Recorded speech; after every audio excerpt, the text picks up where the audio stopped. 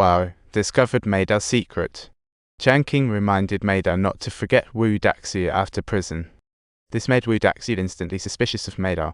Despite Meidao's desperate denial, Wu Daxiu wouldn't let it go, leading them to part ways amid emotional turmoil. After leaving, Wu Daxiu tried hard and finally found that delicious dish he had been craving. So he followed Song Kanyun all the way to the elevator. However, Song Kanyun was wary of Wu Daxiu, delaying pressing the button until Wu mentioned less green onions, mistakenly thinking he was an insider. They used a special technique to press both 7th and 8th floor buttons. Wu Daxiu's prison was hidden between them. Clueless ones can't find this place. Wu Daxiu sneaked into the warden's office, saw captors on surveillance, reminding him of 15 years of hardship. He angrily tied the warden to a chair, forcing him to reveal the mysterious person's whereabouts. When the warden refused, Wu Daxiu resorted to the tooth threat. After 6 teeth were pulled, the warden finally gave in, admitting he had never seen the mysterious person, and they only communicated via phone. Luckily, he had call recordings. Following warden's directions, Wu Daxiu found the tape in a metal box just as he was leaving. He found the hallway packed with glaring forks. It looked like he wouldn't be leaving today without some bloodshed, and the battle could blow up at any moment.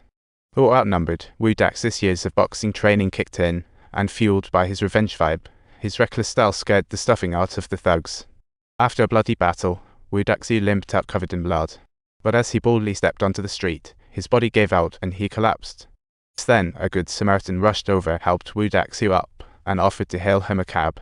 But just as Wu Daxiu was about to say thank you, hearing that familiar voice, Wu Daxiu realized that the kind stranger was actually the mysterious person who had imprisoned him for 15 years, and just like that, when he came to, he was at Meidao's place and his wounds had been treated.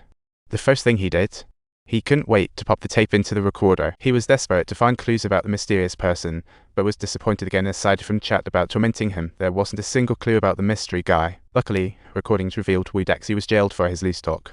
Yet he couldn't fathom why it incited such wrath. Left with no option, Wu Daxiu secretly contacted his childhood friend who ran an internet cafe, hoping he'd recall if he ever insulted someone by accident.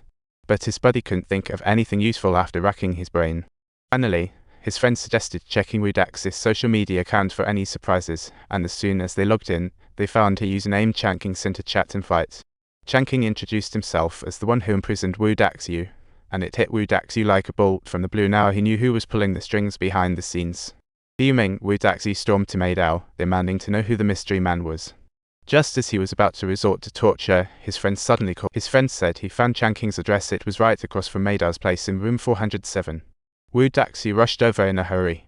Upon arrival, he found the mysterious person seemingly waiting there for him, looking super serious, and said that if Wu Daxiu wanted to know who he was, Wu Daxiu had to dig for answers. If he figured it out by July 5, the mysterious man would commit suicide and spare Meidao. If not, he would wipe out all of Wu Daxiu's loved ones until Wu Daxiu was dead. The more he listened, the angrier Wu Daxiu got, and he pressed a knife to the mysterious person's throat. However, the stranger was unfazed, confident that Wu Daxiu wouldn't actually kill him. He knew that if Wu Daxiu couldn't uncover the reason for his imprisonment, he wouldn't be worried at all. And indeed, things unfolded just as he suspected. Wu Daxiu calmed down, let him go, then pulled out his tooth puller, thinking, if I can't kill now, it'll collect rent from your teeth. But the mysterious man was already prepared. He ripped open his collar to reveal a massive surgical scar on his chest and told Wu Daxiu he had a modified pacemaker in his heart, and if he pressed the remote, it stopped working. Wu Daxiu would get nothing. The mysterious man's words worked. Wu Daxiu hesitated, hammer in hand. He stood up to leave. Before leaving, he kindly reminded Wu Daxiu that doors could feel like big doors. When Wu Daxiu rushed back to Meidao's place, he found Meidao restrained and disheveled. Warden sought revenge, giving Wu Daxiu a dentist's card. He suggested dental filling, then pried Wu Daxiu's mouth open, pulling out the tooth removal tool, ready for him to taste tooth-pulling pain. Just as Wu Daxiu's teeth were about to fly, the mysterious man suddenly received a call. What could he have said? Not long after, the mysterious man's bodyguard arrived with a suitcase full of cash. Once the warden got the money, he let Wu Daxiu go. But just as he was about to leave, Wu Daxiu struggled to speak, vowing to chop off the warden's hand that had touched Meidao. That night, Wu Daxiu took Meidao to Solvol in 5 days. After their ordeal, doubts vanished. They were inseparable. After their passionate night, they fell asleep deeply in a motel, completely unaware of the white smoke seeping in under the door.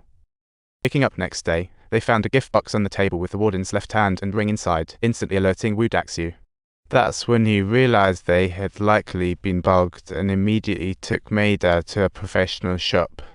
They wrote down their request. As the professionals scanned issues, they indeed found a tracking chip in Wu Daxiu's soul. But Wu Daxiu didn't know that removing the chip would instantly put his childhood buddy at risk. After they left, they headed to their friend's net cafe, and Maida searched online to find that Changking was the name of a conglomerate with a wide range of businesses. But when Maida mentioned a college name, Wu Daxiu and his friend both perked up. This Changking University was their alma mater. His intuition told Wu Daxiu that they would find something at school, so he took Maida there, and lo and behold, they made a significant discovery in the library. In the '79 graduation album, Lai Yuzhen resembles the mysterious person in his youth. What a coincidence! Maida also found a salon flyer tucked in the album, and interestingly, the back resembled the design of the gift box with the warden's left hand. This was clearly a clue left on purpose. And in the album, Wu Daxiu also spotted an anomaly. There was a girl named Lai Zhang, whose photo had been completely cut out. So, Wu Daxiu quickly called his friend to ask if he knew Lai Yuzhen or Lai Zhang based on what he remembered.